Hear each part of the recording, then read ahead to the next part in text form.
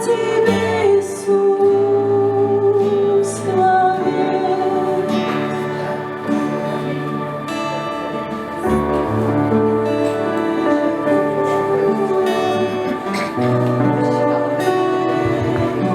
Аллилуйя.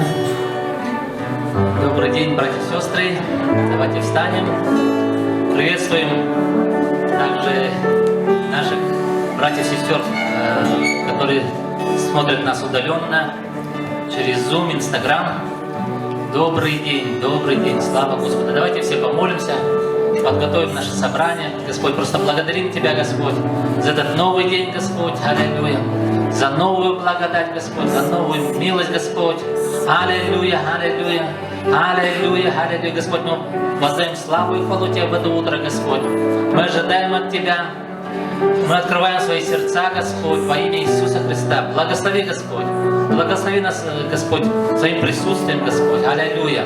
Аллилуйя. Аллилуйя. Господь, мы открываемся перед Тобой. Мы славим Тебя. О, прославляем Тебя, Господь. Аллилуйя.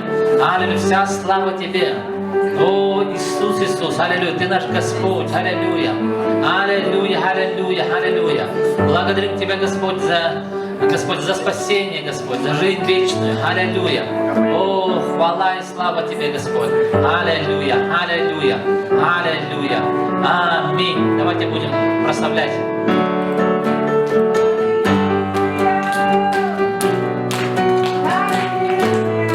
Доброе утро, церковь. Ты готов прославлять?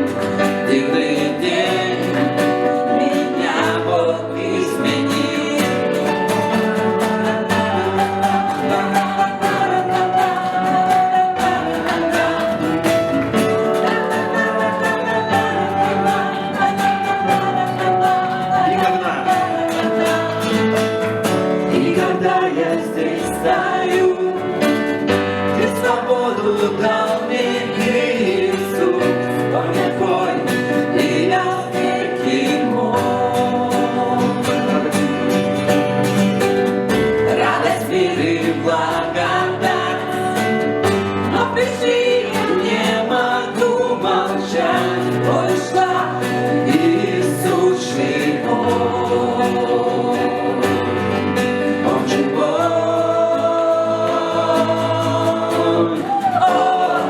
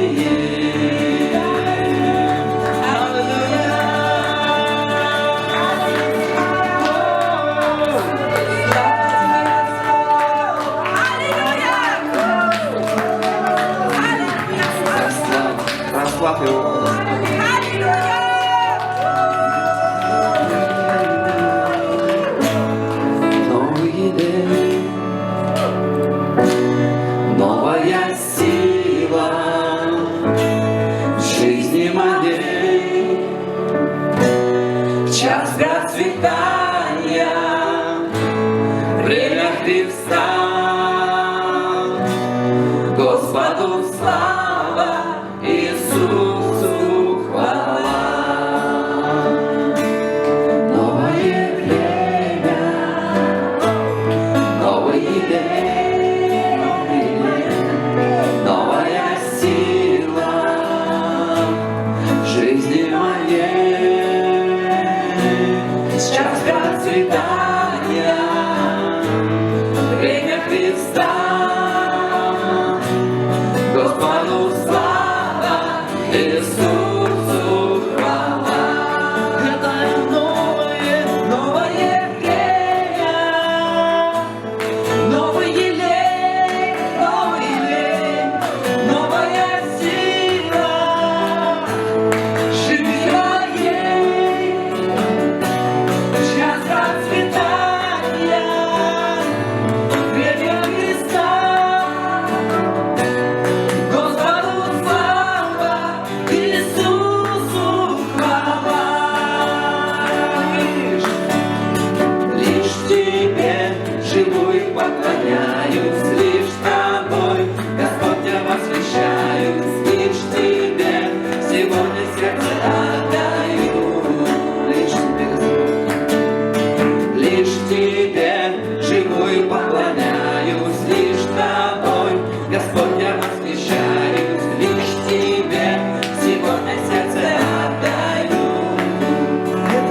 Это новое время, новый день, новая сила в жизни моей.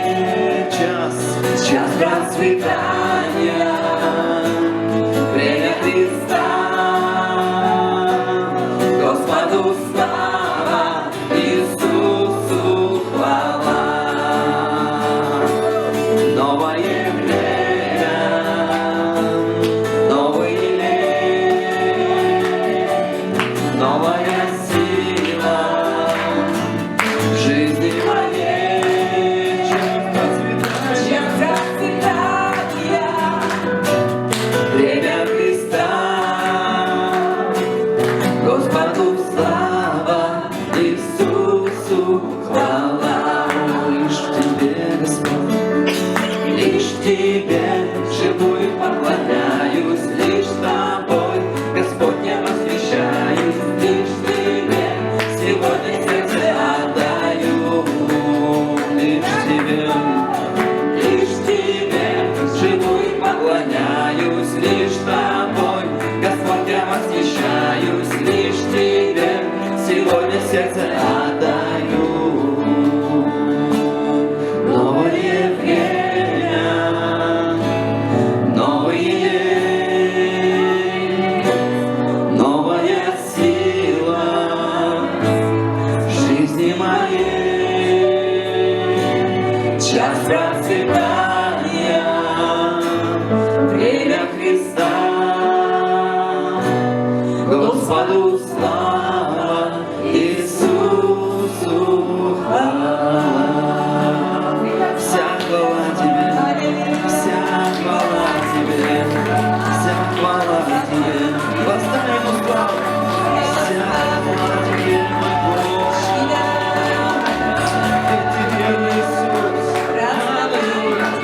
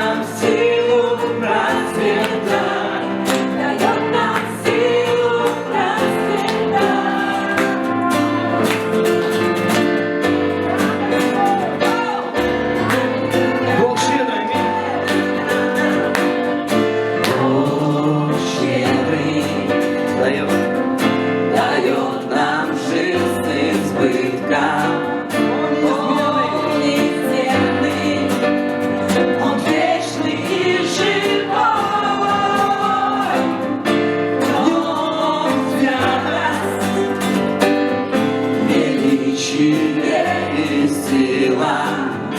О, подари нам в сердце Дух Святой.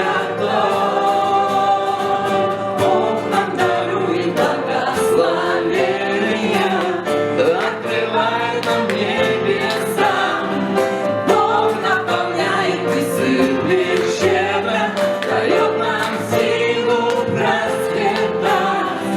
Бог нам дарует благословения, открывает нам небеса.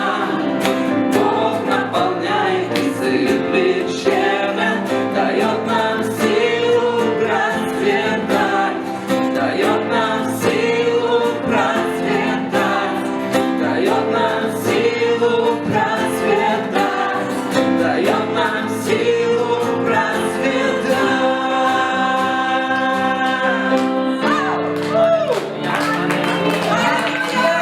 Бог щедрый. Аллилуйя, аллилуйя, аллилуйя. Слава Господу, слава Господу. Аллилуйя. Скажите аллилуйя. Аминь. Слава Господу. Аллилуйя. Добрый день всем. Приветствую. У нас есть новые люди. Слава Господу. Мы приветствуем. Будьте до конца. Открывайте свои сердца. И здесь Дом Божий. Аминь. И там, где написано 2 или 3 собраны во имя Его, то там Он посреди них. Аллилуйя. Поэтому мы верим, что Господь среди нас. Аминь. Даже если вы вдалеке, Господь тоже там. Аминь. И Он в нас и через нас. Слава Господу.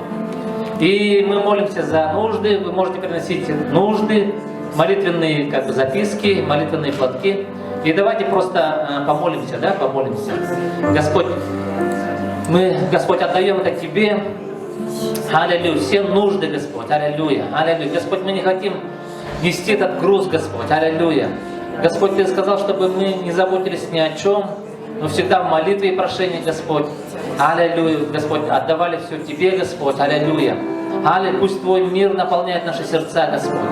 Во имя Иисуса Христа. Мы приказываем всякой горе подняться и вернуться в море. Во имя Иисуса. Всякая гора проблем убираться вон во имя Иисуса Христа. Всякая гора долгов, всякая гора нищеты, болезни, просто убираться вон во имя Иисуса Христа. Во имя Иисуса Христа мы применяем власть в имени Иисуса Христа. Аллилуйя, аллилуйя. Господь, и да прославишься Ты, Господь. Аллилуйя, аллилуйя. И перед Тобой склонится, Господь, всякое колено земных, небесных и преисподних. Аллилуйя. Благодарим Тебя, Господь. Аллилуйя. Аллилуйя. Аминь. Пожалуйста, присаживайтесь. Слава Господу. Аллилуйя. Слава Богу, что у нас проходит собрание. И хотя сейчас такая обстановка вокруг, да, и некоторых закрывает там, да. Но слава Господу за эту благодать, что мы еще можем собираться, слава Господу. А знаете, когда мы общаемся в домашних группах, мы иногда делаем это дистанционно. И знаете, когда дистанционно, нам половина теряется, как будто ощущение такое, что половина теряется. Но когда вживую, это всегда здорово, да? Конечно, мы соблюдаем все нормы, да? Аминь. Мы законопослушные. Аминь или не аминь? Аллилуйя. И каждое воскресенье у нас, слава Богу, теперь собрания будут начинаться с 12. Те, кто подготавливает, может переходить к 10 часам. Поэтому слава Господу. Но следите всегда за объявлениями, которые мы высылаем в общую группу, да, в церкви. Слава Господу. Давайте откроем местописание Иоанна, 1 Иоанна, 1 глава. Аллилуйя. 7 стиха. 1 Иоанна, 1 глава, 7 стиха. «Если же ходим во свете, подобно как Он во свете, то имеем общение друг с другом, и кровь Иисуса Христа, Сына Его, очищает нас от всякого греха». Слава Господу! Чудесный стих. Знаете, когда мы ходим во свете, написано, да, то мы имеем общение друг с другом. И знаете, в церкви есть разные мероприятия, да? Например, в субботу у нас проходит молитвенное собрание, И также у нас есть домашние группы по средам, да? И также у нас есть общее собрание здесь, и также другие мероприятия бывают. Все это можно одним словом назвать, что это церковная жизнь. Аминь. Церковная жизнь. И знаете, когда мы ходим во свете, то мы имеем общение друг с другом. Цель какая? Чтобы мы имели общение друг с другом, чтобы мы общались. Аминь. Христианство, что такое христианство? Это общение, это взаимообщение, взаимоотношения друг с другом и с Богом. Аминь или аминь? Аминь. То есть будьте в общении, не отходите от этого общения. Если мы ходим во свете, подобно как Он во свете, то имеем общение друг с другом. Аминь. Слава Господу.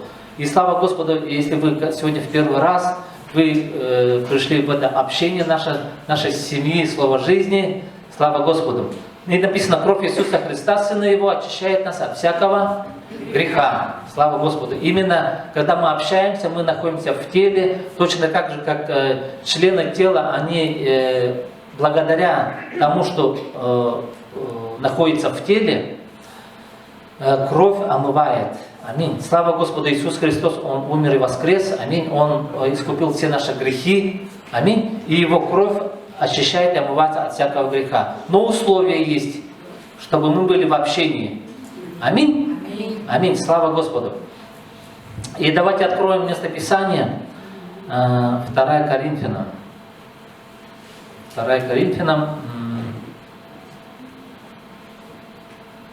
9 глава. Аллилуйя. И Павел, он наставляет церковь коринфянскую, да? И он пишет, давайте почитаем с 1 стиха. «Для меня, впрочем, излишне писать вам о вспоможении святым.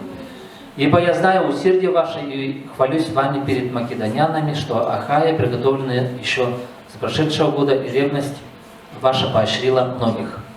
Братьев же послал я для того, чтобы похвала моя о вас не оказалась тщетною, в всем случае, но чтобы вы, как я говорил, были приготовлены. Чтобы, когда придут со мной македоняне, найдут вас не готовыми, не остались вы в стыде, не говорю вы, похвалившись такой уверенностью. Посему я почел за нужное упросить братьев, чтобы они наперед пошли к вам и предварительно озаботились, дабы возвещенное уже благословение ваше было готово как благословение, а не как побор. Посему при всем скажу, кто сеет скупо, тот скупо и пожнет, кто сеет щедро, щедро и пожнет. Каждый уделяй по расположению сердца, не с огорчением и не с принуждением, ибо доброохотно дающего любит Бог. Бог же силен обогатить вас всякую благодатью, дабы вы всегда и во всем, имея всякое довольство, были богаты на всякое доброе дело. Как написано, расточил, раздал нищим, правда его пребывает вовек». Вообще, вот эта вся глава, она посвящена даянию, причем финансовому. И в те времена, у них не было вот этих карточек, да? Вы сейчас можете сеять электронно, и также сейчас пойдут вот эти ведра, да? И знаете, Павел увещевает, вы видите, в его словах, он заботится о церквях, и тут видна церковная жизнь. Аминь. Аминь. И то есть, смотрите, вот она Божья жизнь, которая была в первой церкви. Точно так же сейчас у нас то же самое происходит. Да, дьявол, враг душ человеческих, пытается всячески надавить, чтобы мы, знаете, вот эта пандемия, не знаю, это атака на самом деле на церковь.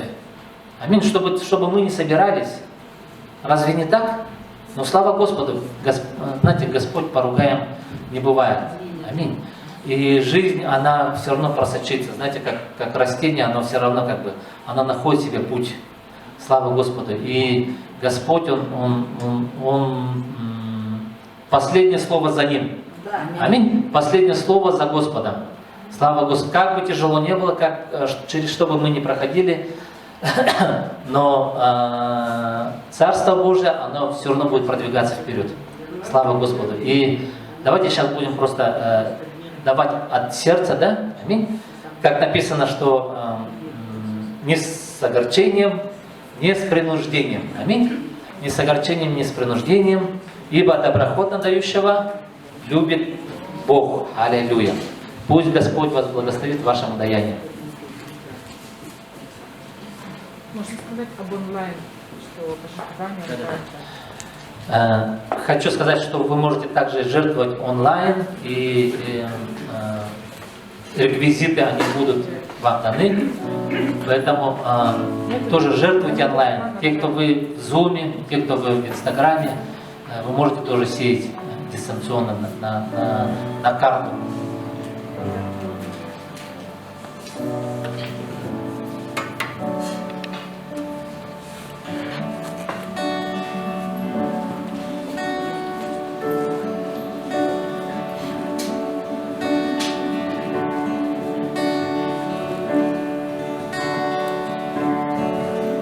Давайте, народ Божий, встанем и будем еще поклоняться нашему Господу.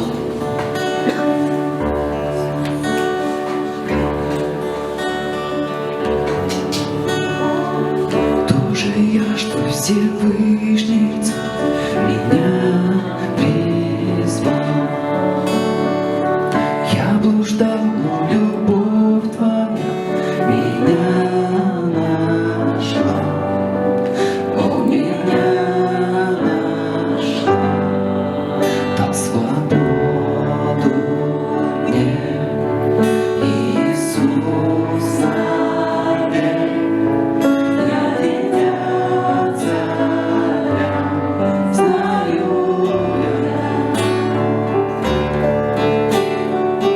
я свободен, искуплен, о милости.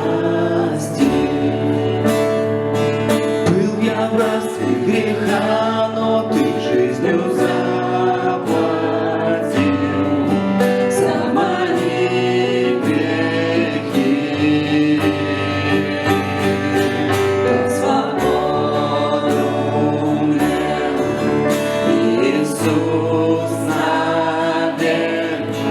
Я дитя царя, знаю я.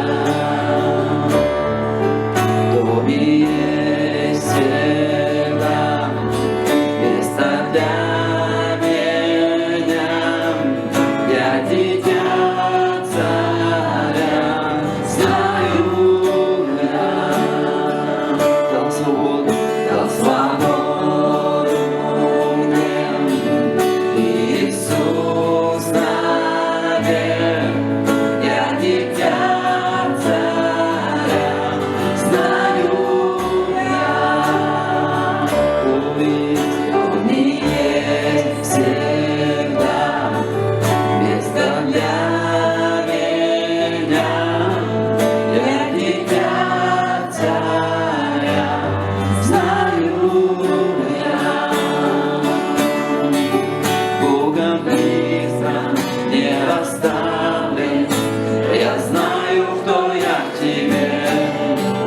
Твоим другом был я назван. Я знаю, кто я в тебе. Богом избран, не оставлен. Я знаю, кто я в тебе. Твоим другом был я назван. Я знаю, кто я в тебе. Я знаю, кто я в тебе. Свободу мне Иисус навек. Я дитя царя, знаю я. Что в доме есть? В доме есть всегда место для меня. Я дитя царя, знаю я. Дал свободу мне Иисус навек. Я дитя царя, знаю я.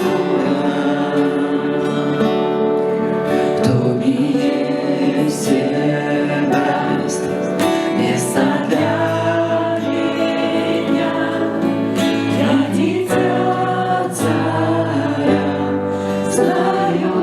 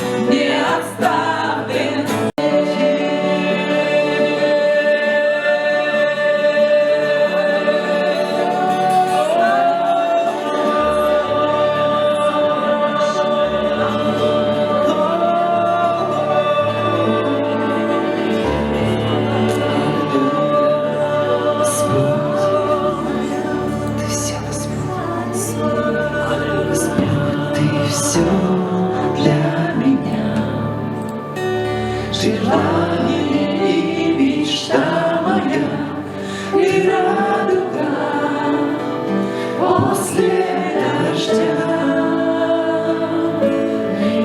Иссякаемый родник, поток с небес меня проник, о мой Господь, как ты велик. Господь, ты все для меня, желание и мечта моя, ты радуга после дождя. Неиссякаемый родник, поток с небес меня проник, о мой Господь, как ты велик. Открываю мое сердце пред тобой и стремлюсь к тебе, сейчас я всей душой. Ты ко мне теперь все ближе и ранее. Без тебя не вижу жизни я своей. Господь, ты все для меня, желание и мечта моя, ты радуга после дождя. Неиссякаемый родник, поток с небес меня проник, о мой Господь, как ты велик. Господь, ты все для меня, желание и мечта моя, ты радуга после дождя. Неиссякаемый родник, поток с небес меня проник, о мой Господь, как ты велик. Открываю мое сердце пред тобой и стремлюсь к тебе, сейчас я всей душой. Ты ко мне теперь все ближе и ранее. Без тебя не вижу жизни я своей. Господь, ты все для меня, желание и мечта моя, ты радуга после дождя. Неиссякаемый родник, поток с небес меня проник, о мой Господь, как ты велик. Господь, ты все, Господь, ты все для меня, желание и мечта моя, ты радуга после дождя. Неиссякаемый родник, поток с небес меня проник, о мой Господь, как ты велик. Господь, ты все, Господь, ты все для меня, желание и мечта моя, ты радуга после дождя. Неиссякаемый родник, поток с небес меня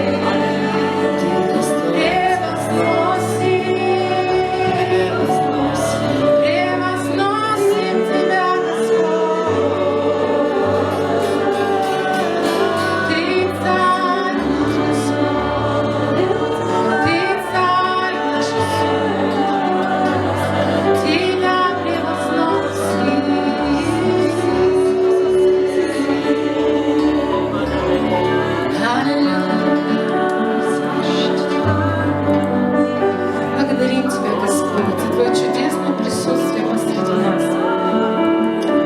Мы пели сейчас Тебе, мы возвышали Твое имя, Господь. Ты воцаряешься посреди этой хвалы, мы верим Слову Твоему, Господь, что Ты сейчас посреди нас особенным образом, потому что мы согласились сегодня ожидать Тебя во имя Твое, Господь. Будь центром сегодня нашего богослужения, будь центром наших мыслей, Господь, будь центром нашей жизни, Господь. Говори сегодня в наши сердца, говори сегодня в нашу жизнь. И пусть драгоценный плод сегодня будет после того, как мы услышим Твое драгоценное Слово. Драгоценный плод, который изменит нашу жизнь, изменит еще на один шаг к Твоему Царству, Господь. Благодарим Тебя, Иисус. Благодарим Тебя, Господь. Аллилуйя.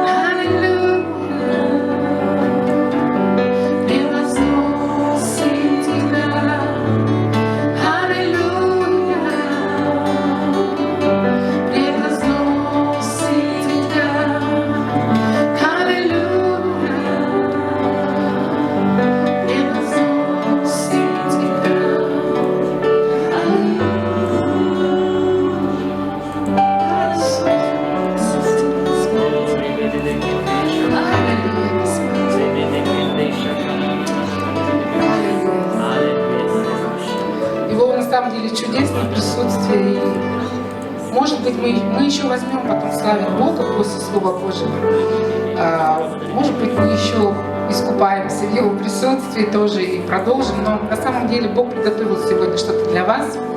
Приготовил манну небесную, Слово Божие, хлеб. Поэтому я хочу сегодня поделиться с вами. Вы сейчас можете присесть, присаживайтесь. Оставайтесь в Божьем присутствии. Спасибо огромное прославляющим за ваш труд. Давайте мы немножко им поаплодируем, похвалим их. Спасибо большое. Огромное спасибо. Мы на самом деле наслаждаемся, когда мы вживую здесь прославляем Бога. Скажите же, да, в Зуме совсем другое впечатление. В Зуме ты все равно не переживаешь всего этого. Вот за колонной, скажите, пожалуйста, там есть кто-то, живые люди за колонной? А вы можете как-то вот пересесть, я не знаю, ну хотите хоть на первый вот ряд присесть? Да, так это неприятно, когда там за колонной прячутся люди. Здесь же, смотрите, полно вот места вообще. Я там некоторых не вижу. Вадим, почти тебя не вижу. Спасибо. На самом деле я очень сильно волнуюсь. У меня даже руки немножко трясутся. Я давно не выходила сюда. Это большая, на самом деле, огромная ответственность. Знаете, кстати, что скажите своему соседу, который сидит? Сабилия, пожалуйста, вы можете сесть на свое место сейчас? Угу. Скажите своему соседу сейчас: ты радуга после дождя.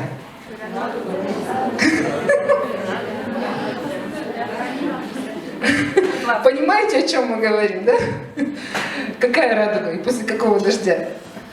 Мы все сегодня переживаем с вами такое время, когда нам так или иначе где-то запрещают общаться с людьми дополнительно, да, ну, какие-то собрания, какое-то веселье делать и так далее. Поэтому, когда ты видишь живого рядом с тобой человека, еще и в Церкви Божией, то это драгоценная такая красивая радуга после дождя. Вот, так что вам такой маленький, как сказать, приз, да, сюрприз. Я, во-первых, очень рада видеть вас всех здесь тоже. И есть люди, которые пришли первый раз. Они есть? Это кто? Вы, да? А еще кто-то есть, кто первый раз пришел? Вы, да, только? Давайте мы поприветствуем вот драгоценную женщину. Мы очень рады вас видеть. Да, мы здесь церковь. А? Четверо. Вы все вчетвером, да? Мы вас приветствуем. Очень рады вам, да. Немножко просто скажу, что мы церковь, христианская церковь протестантского вероисповедания. Мы верим в Библию как Слово Божие, мы верим в Бога Триединого, Отца, Сына и Духа Святого. Мы исповедуем христианскую религию или вероисповедание. Вот, поэтому мы, когда мы приходим сюда на богослужение, у нас есть своя определенная литургия, мы прославляем Бога, как мы прославляем Бога, как мы видим это в Писании, в Библии, и мы изучаем Слово Божие. Поэтому мы сегодня будем смотреть в Библию с вами, в Слово Божие. Вот, и немножко вот я сказала, что я на самом деле волнуюсь, и давно уже не была здесь за кафедрой, это большая ответственность. Вот, и просто немножко хочу такое вступление чуть-чуть сказать. Я сегодня буквально вот увидела такую новость, что одного из пасторов, по-моему, Кемерово, или сейчас не помню точно город, на него подали в суд, прокуратуру, за то, что он учил о сребролюбии в церкви. Только вот буквально один из пасторов в Калуге, вот он сейчас ведет такой блог, он разбирает разные всякие юридические вещи, с которыми сталкиваются верующие люди. Его обвинили в том, что он в этой проповеди сеял и разжигал рознь между богатыми и бедными. Ну и так далее. То есть, и вот, там очень много всяких вещей. А как проповедь была в августе, ее, мы же сейчас транслируем все, да, мы сейчас все выкладываем везде. И вот ФСБ они все слушают. Так вот, ФСБ, для вас сегодня Слово Божие радости. Я не знаю, как потом будут мою проповедь оценивать. У нас на самом деле есть одна знакомая сестра, она работает, кстати, вот этим человеком, который оценивает все вот тексты сейчас. Сейчас же очень сильно, на людей вот очень много подают суды за их публикации в соцсетях и так далее. И нас в том числе всех прослушивают, и тем более наши проповеди все слушают. Но единственное, что в тюрьму закрывают не всех. Закрывают в основном тех, кто мешает, кто очень сильный. Поэтому один в комментариях написал, говорит: да радуйтесь, что вас закрыли, значит, вы сильный человек. На самом деле, вы знаете, в последнее время это будет.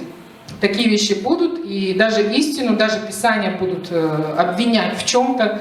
Вы помните, да, Иисус однажды этих фарисеев назвал гробами окрашенными, и стеной подбеленной. Представляете, его бы, наверное, закрыли бы за оскорбление каких-то там людей очень важных.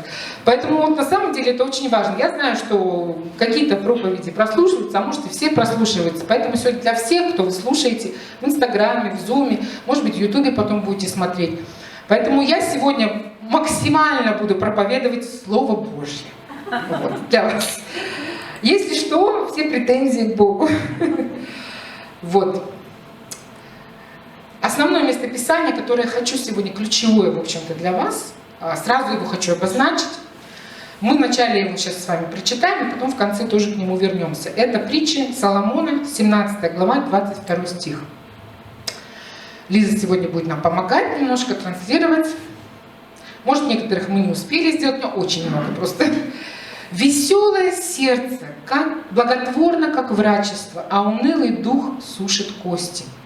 Вот в наше время сейчас, когда мы все, кто-то болеет, кто-то родные у вас болеют, кто-то при смерти, кто-то даже умирает, очень много, и верующие люди умирают. Всякое раз, мы же все равно умрем когда-то. Неужели вы думаете, что верующий человек вечно на земле будет жить? Да нет, конечно. Наше тело, оно так или иначе бренное, мы все равно когда-то его покинем. Просто наш каждый день, он в руках Божьих. И даже написано, волос не упадет с нашей головы без его разрешения. Да? Поэтому это такая актуальная тема. Сегодня многие люди болеют. И вы знаете, я вот тоже сразу хочу вам сказать, второе вот местописание, Лука 21:11. Лука 21:11. В этом месте Писания говорится о последнем времени, перед пришествием Христа.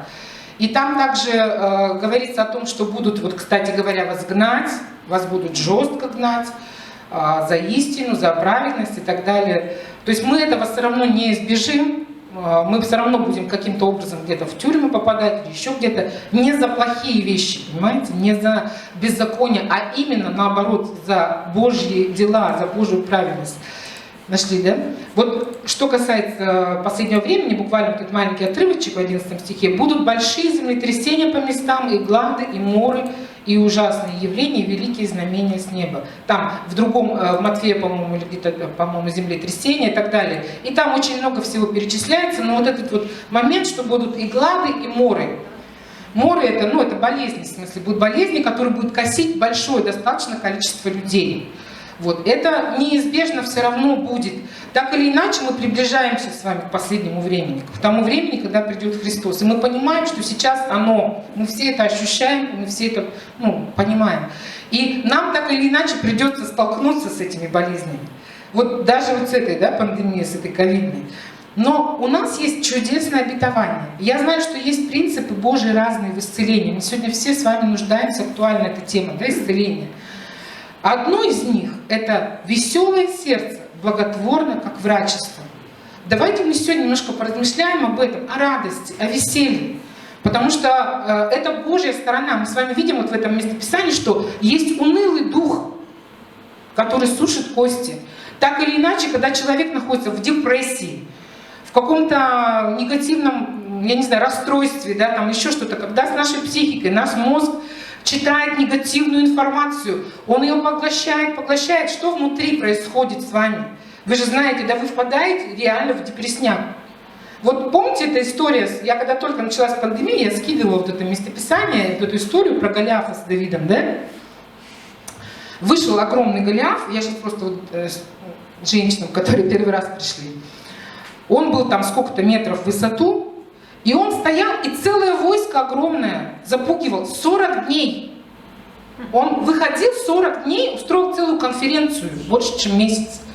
И вы представляете, это войско, оно каждый день слушало вот эти страхи, запугивания.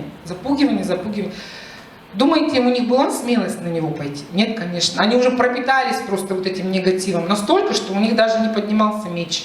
Хотя Бог был на их стороне.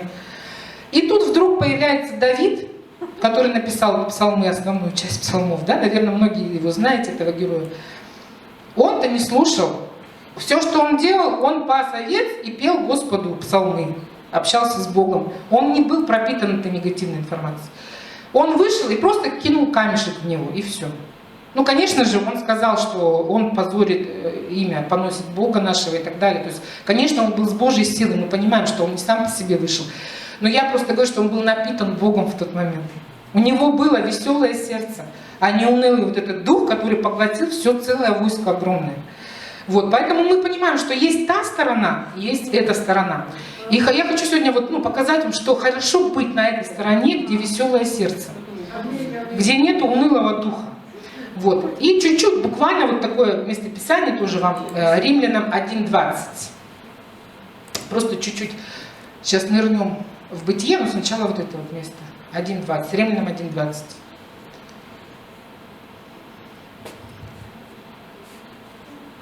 Получилось? Римлянам 1:20. Ну, я могу прочитать. Давайте прочитаю, ладно.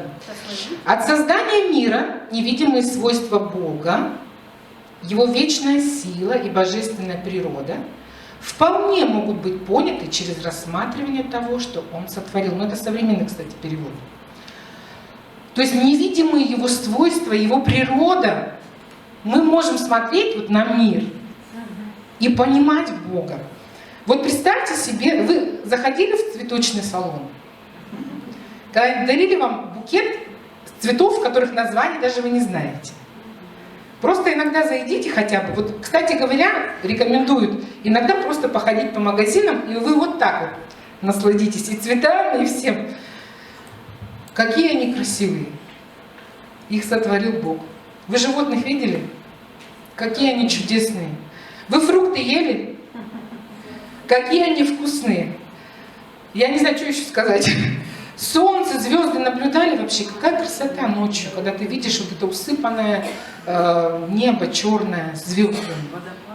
Водопады, горы. Ты на них смотришь, когда ты возле этой горы огромной, если кто был где-то очень на высоких, не наши сопки, но наши тоже прикольные сопки. У тебя внутри все восторгается, у тебя меняется внутреннее твое состояние. Почему, например, на праздник дарят цветы? Да чтобы поднять человеку настроение, да? И вот в Бытие, 2 глава с 8 по 15 стих, я сейчас быстро вам его прочитаю.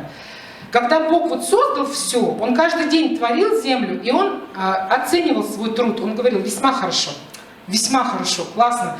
Понимаете, Он не творил какую-то грязь, Он творил что-то прекрасное. И вот прежде чем сотворить человека, да, и насадил Господь Бог рай в Эдеме на востоке, и поместил там человека, которого создал. И произрастил Господь Бог из земли всякое дерево, приятное на вид и хорошее для пищи. И дерево жизни посреди рая, и дерево познания добра и зла. Из Эдема выходила река, орошающая рай. И потом разделялась на 4 реки. Имя одной Фисон. Она обтекала всю землю Хавила, ту, где золото. И золото той земли хорошее. Там Бдалах и камень Оникс. Ну и потом там еще 2 реки описываются. И написано: взял Господь Бог человека, которого создал, и поселил его в саду Эдемском, чтобы возделывать его и хранить его. Вы когда читаете описание Эдемского сада, вы уже понимаете, какой Бог. Он не кинул, я говорю, все время шучу так, Он не кинул Адама в тайгу. Понимаете? Он же сначала создал вообще всю землю, Он насадил там растения, всякие животных, а потом, прежде чем Адама создать, Он создал сад Эдемский, Он создал для него дом. Сад, вы понимаете, что такое? Это не тайга, это не лес. Сад — это культурное, можно сказать, произведение искусства, где были посажены, смотрите, деревья красивые на вид, вкусные для пищи. Вот, например, представьте, если бы все фрукты были вкуса банана. Апельсин, банан, мандарин, банан, клубника, банан. Все. Или тыква, например. Мне вот нравится тыквенный сок, я его обожаю просто. Ну и вообще тыква. Все вкуса тыквы. Принесли тебе в больницу банана, а не тыква. Но нет, конечно, Бог, мы вот смотрим на все это прекрасно, и мы понимаем, как мы читали, да, вот какой Бог, вот что Он задумал для нас с вами. Он хочет, чтобы мы радовались. Он не хочет, чтобы мы мучились. К сожалению, мучения пришли, когда уже люди согрешили.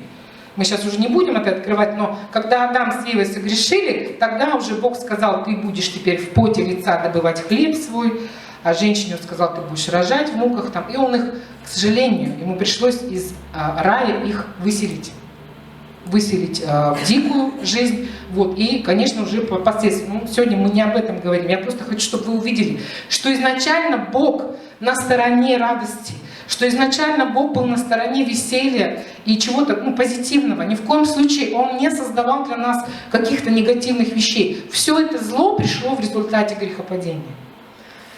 Вот. Но я сразу хочу немножко вот разделить радость. Да? Есть 2 видов радости, и в Иова, 20 глава, 4 стих. Ну, если получится вывести сейчас. Иова, 20 глава, 4 стих. Говорится: а разве не знаешь ты, что от века с того времени, как поставлен человек на земле, веселье беззаконных кратковременно, и радость лицемера мгновенно? Ну и так далее. Хотя бы возросло до небес величие его, и голова его касалась облаков, как помет его, навеки пропадет он.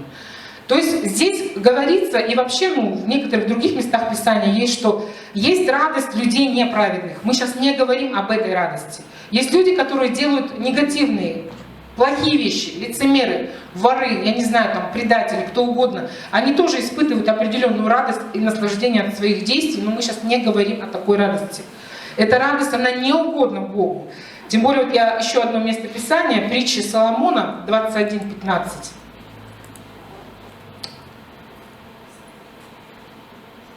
Мы сейчас читаем Слово Божье. Ну и пытаемся размышлять, да, вместе над этим Словом. Это я так для всех, вот, кто слушает нас. Соблюдение правосудия — радость для праведника, а страх для делающих зло. То есть мы понимаем, что правосудие, честность, благотворительность и все доброе, оно несет радость праведным людям.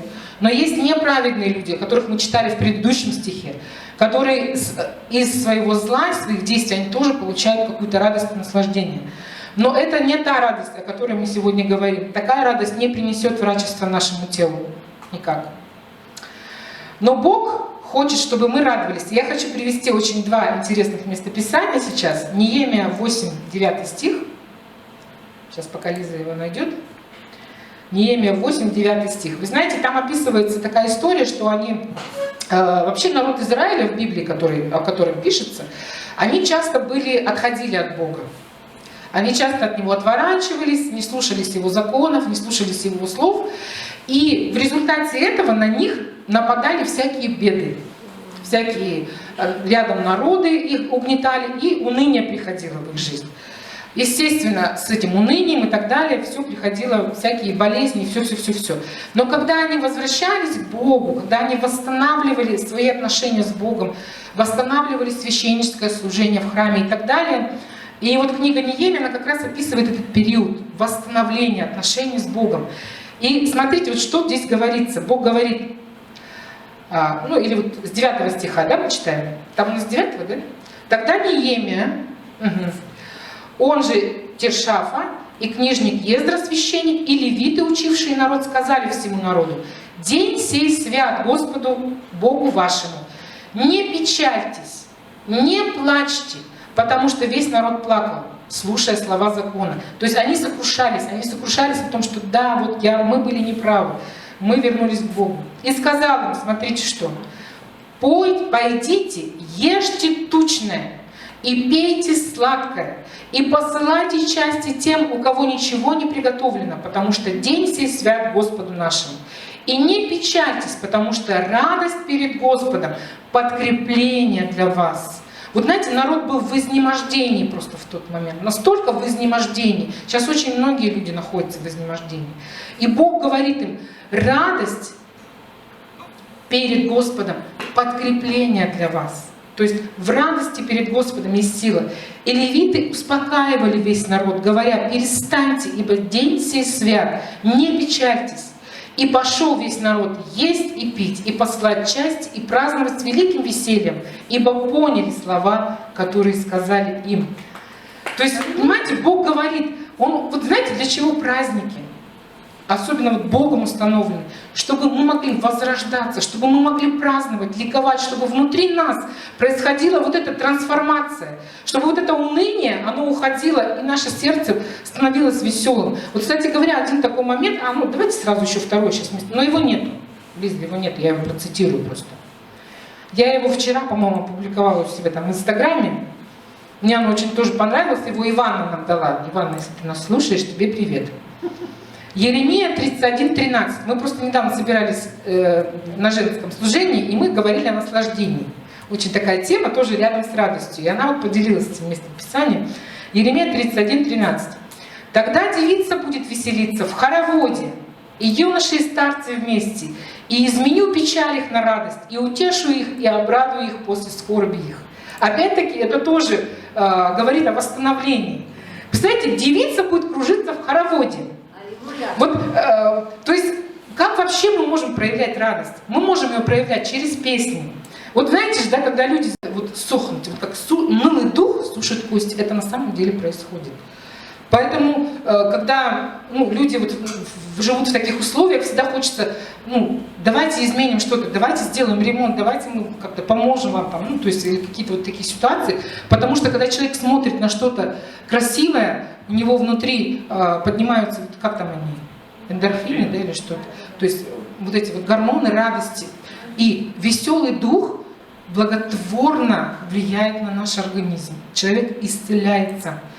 Мы вот тоже свидетельствовали, может быть, уже слышали, как-то у нас была одна ситуация очень тяжелая в церкви, и нам пришлось какие-то решения такие кардинальные делать, и прям была вот реально духовная атака на нашу жизнь.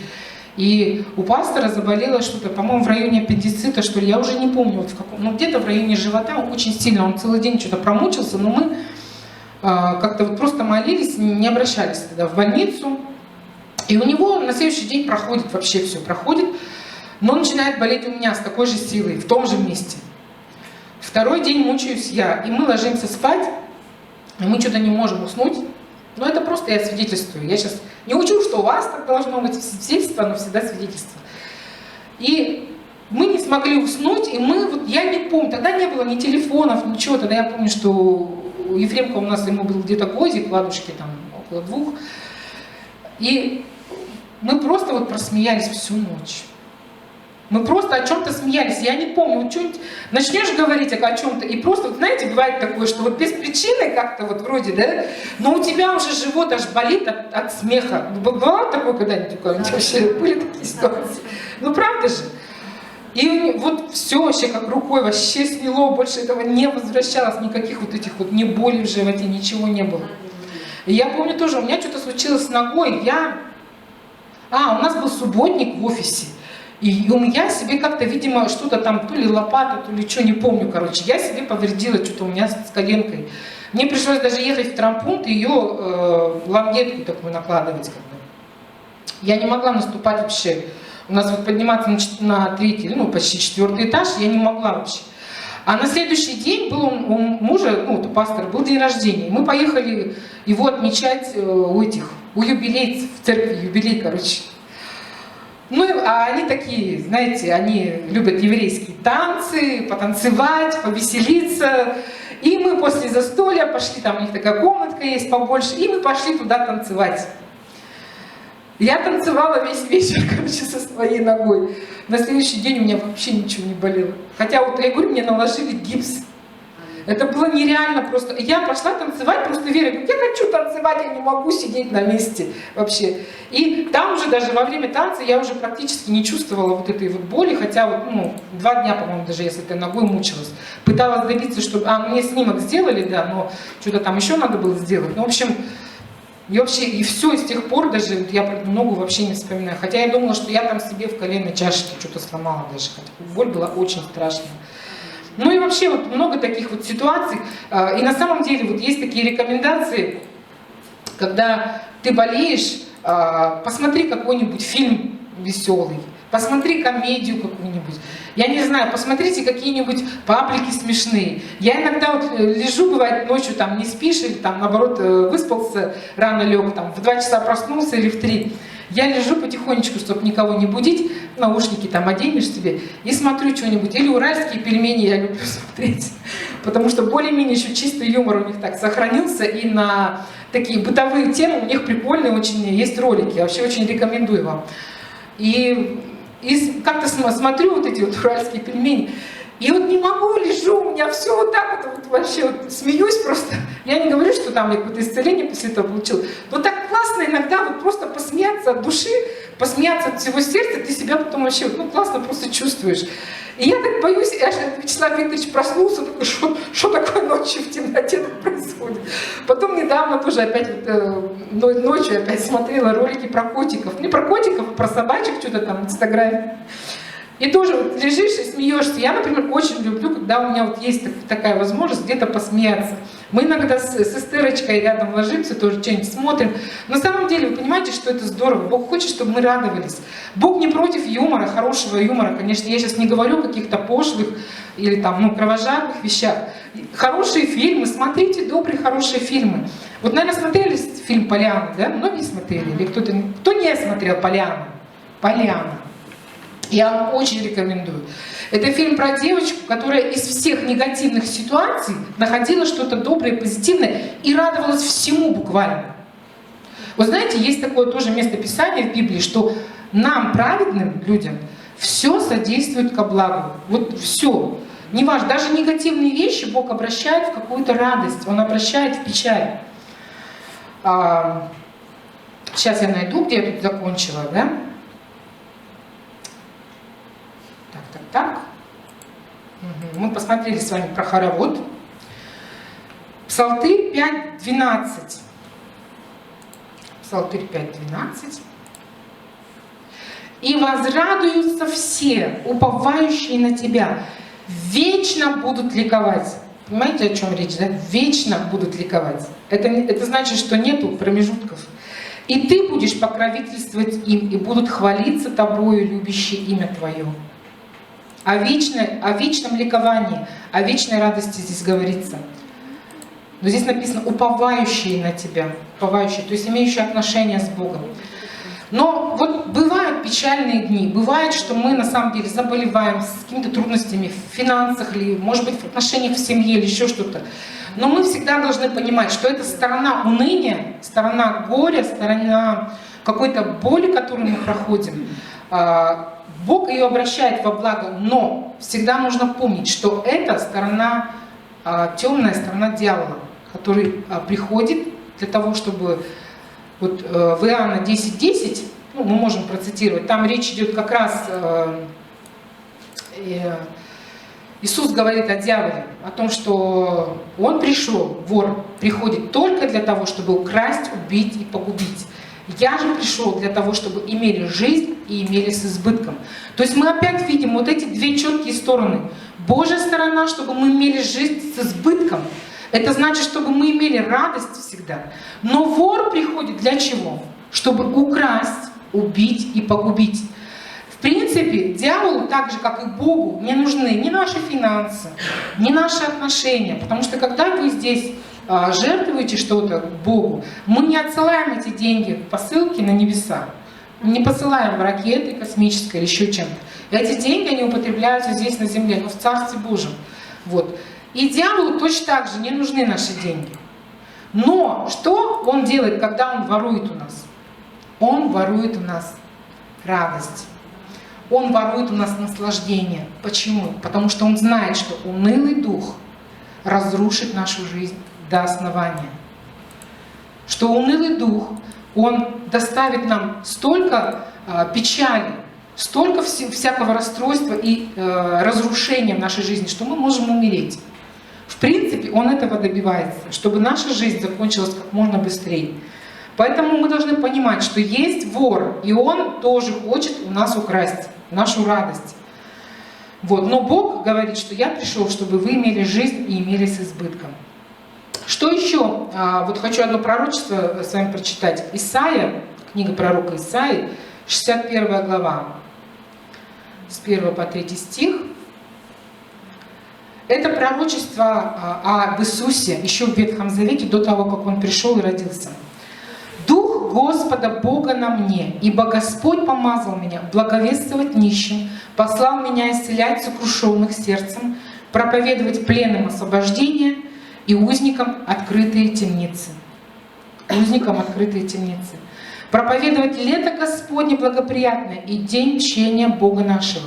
Утешить всех сетующих, возвестить сетующим на Сионе, что им вместо пепла дается украшение, и вместо плача елей радости, вместо унылого духа славная одежда, и назовут их сильными правдою, насаждением Господа во славу Его». Посмотрите, какие потрясающие обетования. Особенно вот это, вот смотрите, вместо пепла дастся украшение, вместо плача елей радости, вместо унылого духа славная одежда. Пепел, что такое пепел? Когда люди попадали в беду, например, заболевали, или кто-то у них умирал близкий, они себе посыпали голову пеплом, садились вот так вот в эту грязь, надевали на себя такую одежду в ретище и посыпали пеплом. То есть когда горе, когда какая-то боль у человека происходит, он плакал и посыпал себя пеплом. Так вот, вместо пепла украшение. Недаром золото, да, было в земле. Вы знаете, что там вот, какой там было-то у нас так, камень. Сейчас, где он там у нас? Я же забыла про это сказать. Оникс, там бдалах и камень оникс. Мы сказали про вкусные фрукты, про красивые деревья. Золото хорошее. Бог положил золото в землю. Для чего? Да для радости. Для чего еще-то? Украшение же надо вместо пепла давать кому-то. И бдалах и камень оникс. Знаете, что такое бдалах? Это ароматная, вкусно пахнущая смола. Да для чего? Ну, чтобы не пахло невкусно. Вам же не нравится, когда в туалет вы идете, а там пахнет невкусно. Дезодоранты для чего изобрели? Чтобы мы радовались. Вот этот бдалах, это был такой естественный, природный дезодорант на самом деле. Освежитель или как вот, ну, чтобы вкусно пахло. А оникс это очень красивый, переливающийся камень. Да для чего? Да не для чего, просто для красоты. Вы же понимаете? Просто для красоты. Просто для того, чтобы мы с вами радовались. И вот это вот потрясающее пророчество. Дух Бога на мне, чтобы вам дать вместо плача и пепла, красивые украшения, драгоценные одежды красивые, елей радости. Аминь. Еще классное местописание, Псалтырь 44:8. Псалтырь 44:8. «Ты возлюбил правду и возненавидел беззаконие, посему помазал тебя, Боже, Бог твой, елеем радости более всех соучастников твоих». Опять пророчество об Иисусе. Он помазан елеем радости больше всех людей. Вот его представляют таким печальным на картинках, еще каким-то. Да, он проходил скорбь на кресте. Он проходил какую-то скорбь, когда он был в пустыне, искушаем дьяволом. Но он был очень веселый человек, он был радостный человек. И Бог помазал вот этим елеем радости его больше всех нас. Он больше всех радовался и смеялся. Ну что такое радость вообще? Вот послание к Галатам, пусть будет Слово Божие. У нас же чуть-чуть есть еще, есть время. Мы всего полчаса заняли. Послание к Галатам 5:22. Плод же Духа, любовь, радость, мир, долготерпение, благость, ну и так далее, и так далее. Я просто хочу обратить ваше внимание, что радость — это плод Духа. Духа какого? Конечно, Божьего Духа. Вот смотрите, когда мы смотрели Ветхий Завет, да, мы смотрели на обстоятельства. Вот смотрите, обстоятельства же могут делать нас радостными, да? Могут же. Когда у меня есть деньги, я могу радоваться. Когда я здоров, я могу радоваться. Когда вокруг меня чистенько, порядочек, я могу радоваться. Когда в туалете вкусно пахнет, я могу радоваться. Но когда вокруг меня обстоятельства складываются не совсем благоприятно, могу ли я радоваться? Вот праведный человек, который с Богом имеет отношения, у него есть такая возможность. Есть такая возможность. Несмотря ни на что, потому что вот здесь в Галатах мы прочитали, что это плод Духа. Это не что-то, что производится внешними вещами. Это не что-то, что дается благодаря приобретению чего-то деньгами. Или, есть еда вкусная, я радуюсь. Нет еды, значит, я вхожу в уныние все время.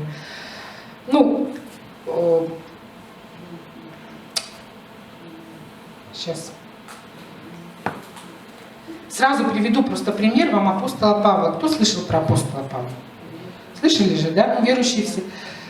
Женщина, а вы слышали про апостола Павла? Такой служитель был у Бога. Нет, наверное, да? В общем, был такой апостол Павел, и вы знаете, его за проповедь Евангелия очень много гнали. Его побивали даже камнями. И даже он умирал. Но так как был с ним верующий тоже брат Лука, врач, он все время с ним сопутствовал его путешествиях, он очень много был гоним, очень много бед в своей жизни пережил. Но он, что нам пишет?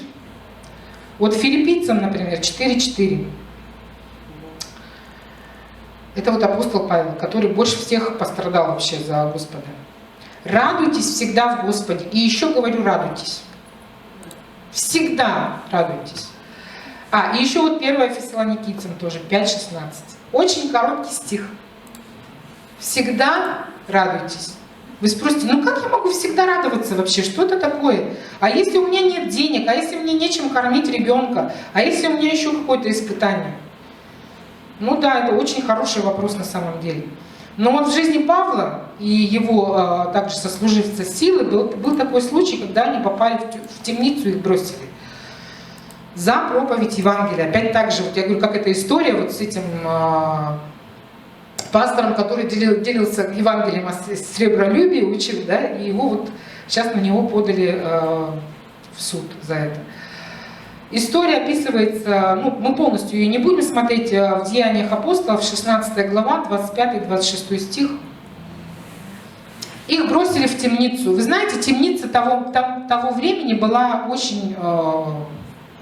Это не тюрьма, даже наша российская тюрьма. Хотя она очень страшная, говорят, да? Можете себе представить, крысы, там, я не знаю, кто еще, какие твари могут быть. Тут же тебе испражнения, тут же тебе... То есть не лежать на чем, ничего. То есть это вот просто каменная вот такое вот какая-то комната, темная, причем на то она и темница. Вот. Они попали, они были в оковах, у них были скованы там, руки, ноги, я не знаю. И что они делали? Около полуночи Павел и Сила, молясь, воспевали Бога. Воспевали Бога. Можете себе это представить? Узники же слушали их. Все слышали их. Там, кто на последнем ряду, вы как громко поете? Поете с нами? А там, кто в зуме, вы с нами поете? Представляете, их узники их слышали, как они там пели. Они там не пели так: «О, Господь». Их слышали все. Можете себе представить, как они там пели. И вдруг сделалось великое землетрясение, так что поколебалось основание темницы. Тотчас отворились все двери, и у всех узы ослабли. Там все пооткрывалось. Там вот этот вот охранник, он был в шоке вообще. Его уже Павел даже потом успокаивал: ты не переживай, то есть мы не сбежим никуда. Но помните, когда Дух Божий на мне, чтобы благую весть нести тем, кто в темницах, оковы. Ну, конечно, мы сейчас говорим о других оковах. Мы не говорим, что надо из тюрьмы выпустить сейчас тех, кто сделал преступление. Не об этом речь. Речь о том, когда мы в оковах каких-то несвобод. Например, те же болезни — это оковы. Или человек, возможно, там не свободен в своем уме, где-то еще что-то, финансовые долги. Это огромные оковы вообще. Там, или плохие отношения с родными и близкими в семьях, в наших домах. Это оковы.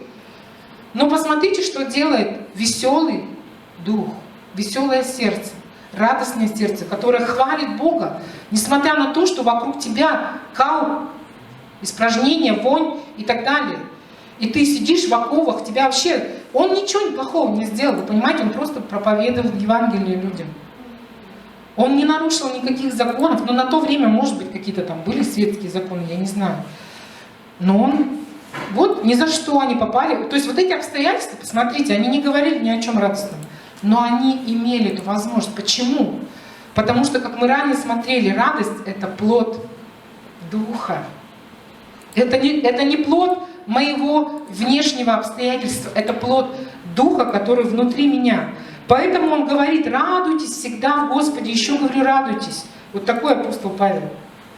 Я еще вот одно местописание, вы, может быть, не показывать. В Луке говорится, когда Иисус родился, кстати, скоро Рождество, да, то ангел пришел к пастухам, и он начал возвещать им: не бойтесь, я возвещаю вам великую радость, которая будет всем людям, ибо ныне родился всем в городе Давидовом Спаситель, который есть Христос Господь.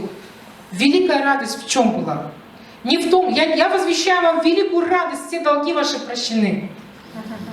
С этого момента вы не будете болеть, вот вам великая радость. Нет, он говорит: родился Спаситель. Вот в нашей жизни, в каждом из нас наступает такой момент, когда мы стоим перед выбором, чтобы в нашем сердце родился Спаситель. Что когда Он родился, и я принимаю это верой: да, Господь, Ты мой Господь, Ты родился, Ты Спаситель мой. Ты Спаситель мира, и Ты мой личный Спаситель. Вы понимаете, это не вопрос всего мира. Мы не можем всем миром принять это решение: да, Ты мой Спаситель. Нет, нам надо каждому индивидуально принять это решение в своей жизни. И эта радость, вот великая написана радость, она поселится внутри нас. И вот я уже практически к концу подхожу. Римлянам 14:17. Римлянам 14:17. Мы, когда приходим к Богу, мы попадаем куда? В Царство Небесное. Мы попадаем из мирского царства в Царство Небесное. Мы много раз говорили, что мы не граждане какого-то теперь земного царства. Ну, конечно, по документам мы остаемся гражданами, например, России, да, там. Но внутри нас рождается такой человек духовный, который гражданин Царства Божьего. Так вот, в Римлянам 14:17 говорится: ибо Царствие Божие не пища и питье, но праведность, мир и радость в Святом Духе. Опять обратите внимание, здесь Святой Дух появляется. Вот, знаете, я столько мест Писания сегодня посмотрела, где говорится о радости, и практически везде говорится о Духе Божьем. Вот эту радость, которая не зависит от обстоятельств, ее невозможно без Духа Святого получить. Так чудесно, что вы сегодня взяли вот эту песню о Духе Святом. Невозможно получить настоящую радость, не зависящую от обстоятельств, без Духа Святого. Он должен быть. Поэтому, смотрите, праведность, Царство Божие — это праведность, мир и радость. Почему праведность? Потому что праведность приходит через прощение наших грехов. Мы приходим к Богу, мы просим прощения, и Бог прощает, и приходит праведность. После праведности что приходит? Мир. Я наконец-то успокаиваюсь, я наконец-то не глажу себя за свои прошлые грехи. Да, я много натворила. Я, конечно, пришла к Богу достаточно молодой, но тем не менее все равно были плохие вещи в моей жизни. Где-то я воровала что-то там у знакомых, у кого-то, у соседей. Часто потом приходили с разборками. Что-то у нас там брошка пропала, там, или еще что-нибудь. Или какие-то еще другие вещи делала. И алкоголь чуть-чуть мы дома уже мне разрешали пить в то время. И какие-то еще там вещи, ну, много негативного. Хотя, ну, слава Богу, что я еще хотя бы в таком возрасте, по-моему, 16, что ли, лет я пришла к Богу. То есть, и вот я получаю мир, чтобы Бог простил все мои грехи. А без мира не может быть настоящей радости. Ну, согласитесь, если я все время осуждаю себя за какие-то вещи, которые я плохие сделала, а ведь в нашей жизни бывают еще и сильнее, посильнее вещи негативные, то как я могу радоваться-то? Но невозможно радоваться без мира. Поэтому Бог сначала дает праведность нам, прощение, потом приходит в мир наше сердце, а потом приходит настоящая радость, которая не зависит от обстоятельств. Неважно, в чем я сейчас нахожусь. Еще вот тоже Деяния 13:52. Об учениках уже говорится Иисуса. У Иисуса были ученики, и написано, а ученики исполнялись радости и Духа Святого опять. Радости и Духа Святого. Ну, это просто вот дополнение. Потом Римлянам 15:13. Римлянам 15:13. Бог же надежды да исполнит вас всякой радости и мира в вере, дабы вы силою Духа Святого обогатились надеждой. Еще раз. Бог же надежды да исполнит вас всякой радости. Всякой радости. Это значит, что радость бывает разная еще, да, по всяким разным поводам.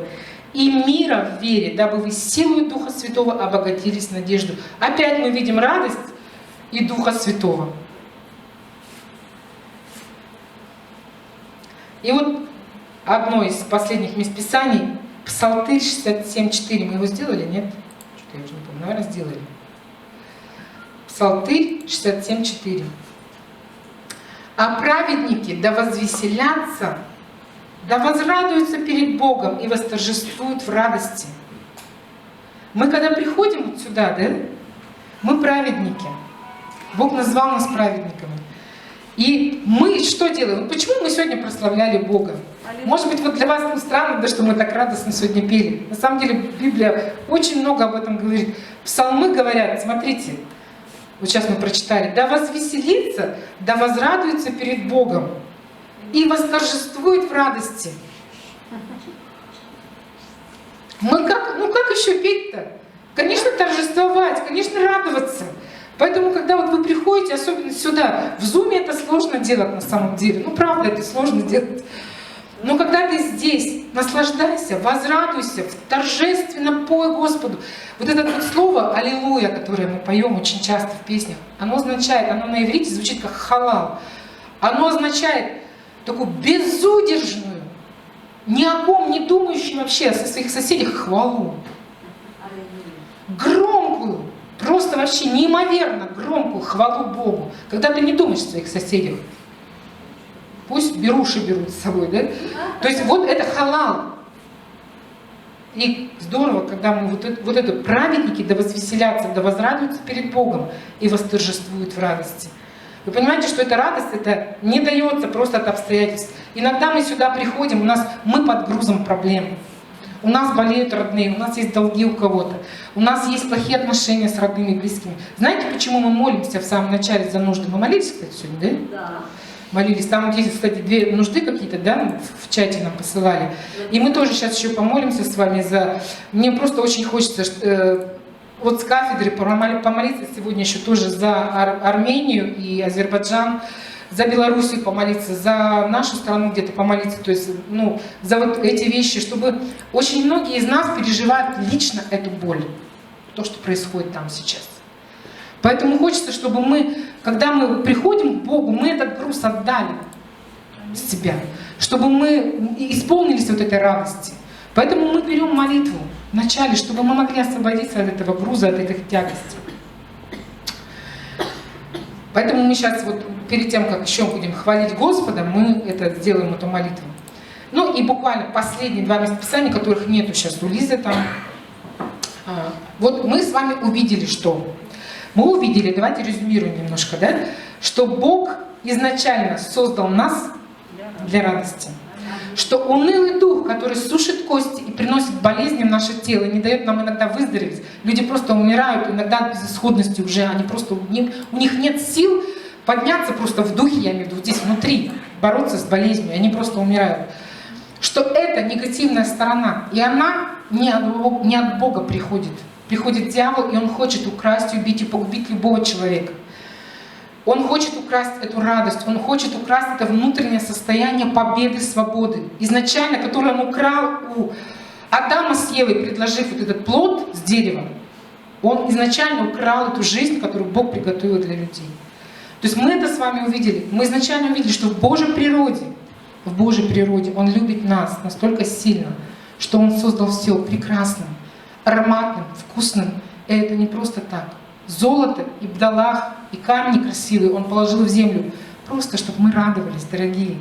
И это нормально, не осуждайте себя за то, когда вы окружаете себя красивыми вещами. Мы это увидели. Мы увидели с вами, что да, радость может быть от внешних вещей. Да? И неверующие люди в основном радуются, когда все хорошо вокруг. И очень печалятся, когда вокруг все плохо. Но мы знаем с вами, что когда люди приходят к Богу, когда Дух Святой, вот эти 2 места Писания, которые сейчас мы с вами прочитаем, 1 Коринфянам 6:19, ну, я процитирую сама, 1 Коринфянам 6:19. Не знаете ли, что тела ваши суть храм живущего в вас Святого Духа, которого имеете вы от Бога, а вы не свои? То есть нам говорят, мы храм. Ну еще второе место Писания параллельно, это 1 Коринфянам 3:16. Разве не знаете, что вы храм Божий, и Дух Божий живет в вас? Мы понимаем, что когда мы приглашаем Бога в свою жизнь, Дух Святой поселяется внутри нас. И как мы прочитали несколько мест Писаний, что когда приходит Дух Святой, приходит радость, которая не зависит от обстоятельств. Мы посмотрели, что апостол Павел тому пример. Человек, который больше всех пострадал за Бога, был гоним, был бит много раз, и даже его убивали, он умел радоваться, несмотря на обстоятельства вокруг жизни. Мы понимаем с вами, что Дух Святой приходит, когда рождается Христос внутри нас. Великая радость, когда рождается внутри нас Дух Святой и Христос. Мы можем радоваться жизни, несмотря на обстоятельства. И вот этот веселый дух, он уже не зависит от обстоятельств. И от принесенных мандаринок. Понимаете? Даже если никто не принес тебе мандаринки, даже если никто тебе не принес что-то вкусненького, когда ты болеешь, у тебя есть Дух Святой, у тебя есть радость, которая не зависит от этих обстоятельств. Это один из инструментов, который поможет нам в день скорби, когда придут глады, когда придут моры. Понимаете? Веселый Дух, Дух Святой, который дает нам вот эту радость. И поэтому, когда ты приходишь сюда, или, возможно, ты через Zoom там слушаешь, или еще как-то, просто воспользуйся этой возможностью. Я вот говорю в прошлое воскресенье, когда я вела прославление, я поняла, что через хвалу мы можем пробиться сквозь вот этот вот не карантин, а эту пандемию. Мы должны это делать. Мы должны для своего тела лечиться таким образом, в конце концов. Я понимаю, что не всегда у нас есть деньги на лекарства. Ну скажите же, да?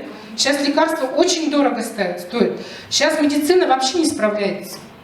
Потому что объем большой очень больных. Вы же знаете, да, в больницах очень большой переизбыток. Врачи болеют и сами умирают. Мы знаем с вами, что даже цивилизованные страны, в которых медицина более на высоком уровне развита, они не справляются. А мы с вами прекрасно понимаем, что это только начало того, через что нам придется пройти.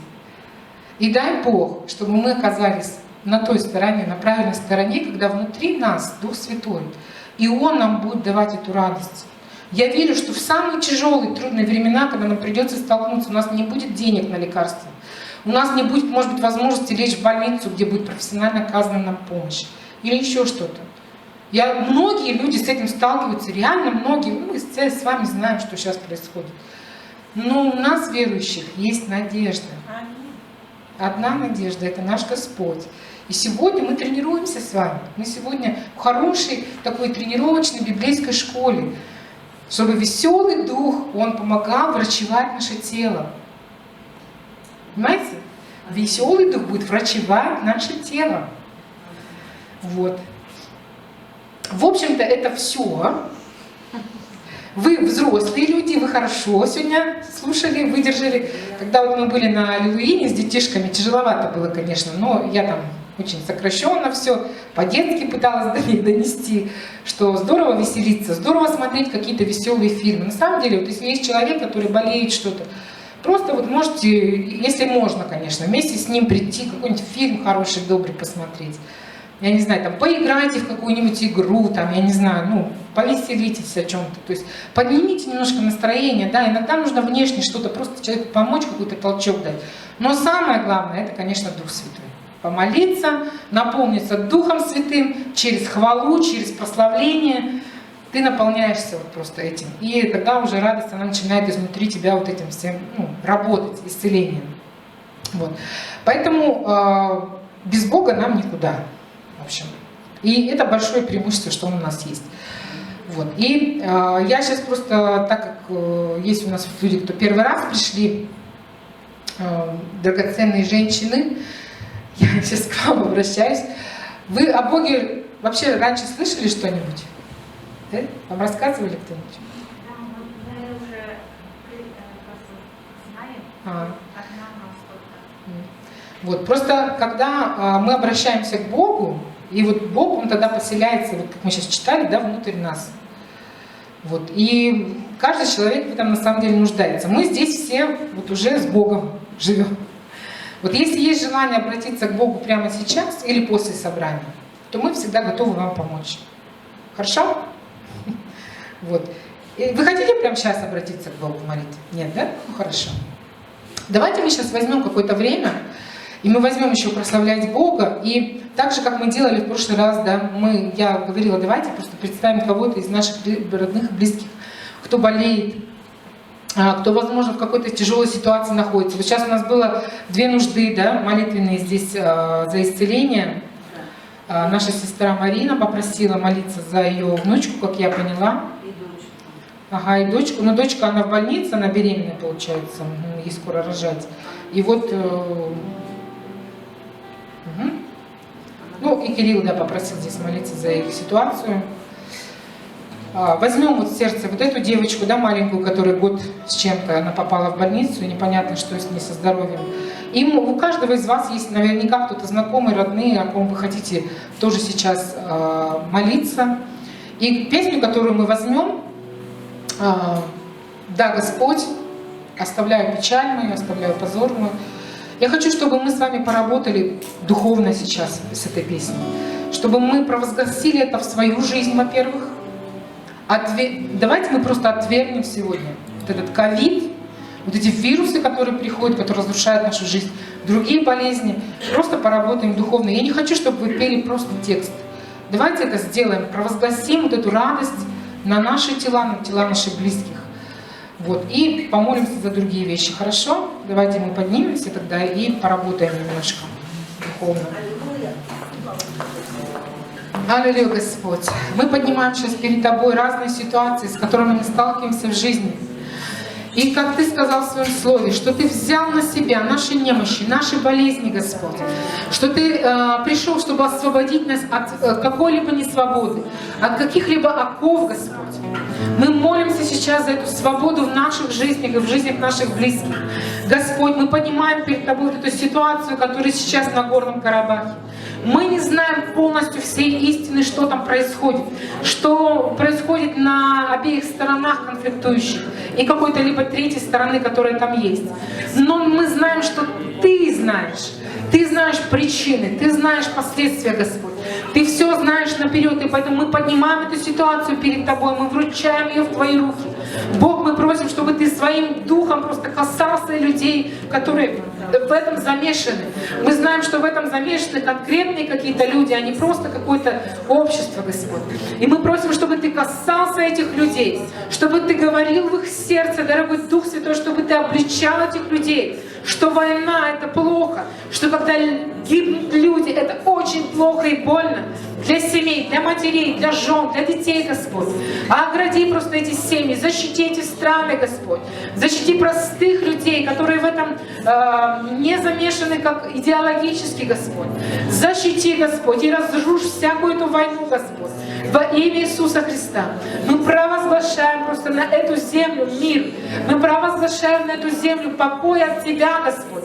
Не от людей, которые имеют что-то, может быть, негативное, но от Тебя, Господь, во имя Иисуса Христа. Пусть придет Божья мудрость на всех людей, от которых зависит этот мир, Господь. Чтобы Ты ими руководил, Отец, во имя Иисуса Христа. И всякая негативная дьявольская мысль мы Тебя связываем во имя Иисуса Христа. И провозглашаем волю Божью. Мы также благословляем Белоруссию, Господь. Все эти моменты, которые там сейчас происходят, Господь. Мы просим, чтобы Ты держал свою руку, Господь, на этой стране и на людях там, Отец. Чтобы Ты благословил эту страну, Господь. Чтобы люди, которые живут в нищете или живут в какой-то боли, чтобы они могли выйти, Господь, и прежде всего познать Тебя, Господь. Познать Тебя. Пусть даже мы проходим какие-то тяжелые моменты в нашей стране, Господь, в Хабаровске, то, что происходит, Отец. Пусть все эти тяжелые моменты, все эти испытания, они содействуют ко благу, чтобы люди познавали Тебя, Господь, узнавали Тебя как благого Отца, который создал людей для радости, для наслаждения, Господь. Мы видим это по всему творению, которое вокруг нас, Господь. По звездам, по цветам, по деревьям, по птицам, которые летают вокруг. Мы знаем, что Ты сотворил нас на благо, Господь. Что Ты не хочешь, чтобы мы страдали, чтобы мы были в унылом духе, Господь. Ты не хочешь этого. И поэтому мы разрушаем все Твои дела, дьявол, в этих странах, о которых мы молимся, и о нашей стране. Мы разрушаем все Твои дела, дьявол, во имя Иисуса Христа. И мы идем против Тебя сейчас, и мы провозглашаем волю Божью в наши страны, во все эти ситуации, какие-то тяжелые, Господь. Мы провозглашаем Твою волю, Твою радость, Господь, Твое решение, Твое исцеление, Господь, во имя Иисуса Христа. И мы также поднимаем перед Тобой сейчас эти две ситуации, которые написали наши брат и сестра, Господь. За исцеление этой девочки мы просим Тебя, Господь, чтобы она имела возможность, Господь, этот радостный дух, Господь, пришел в ее сердце, пришел внутрь нее и благотворно влиял, как врачество, веселое сердце, благотворно, как врачество. И мы провозглашаем это слово на тело этой девочки во имя Иисуса Христа. Мы связываем всякую боль и всякую болезнь. Какой бы там диагноз ни был, во имя Иисуса, мы связываем Тебя и разрушаем Твое действие. И мы провозглашаем имя Господа, потому что оно выше всякого имени и всякого диагноза. Во имя Иисуса Христа. Спасибо Тебе, Господь. И мы благословляем тех людей, о которых попросили также молиться за их мир, Господь. И утешение, когда у них ушел кто-то родной, близкий человек.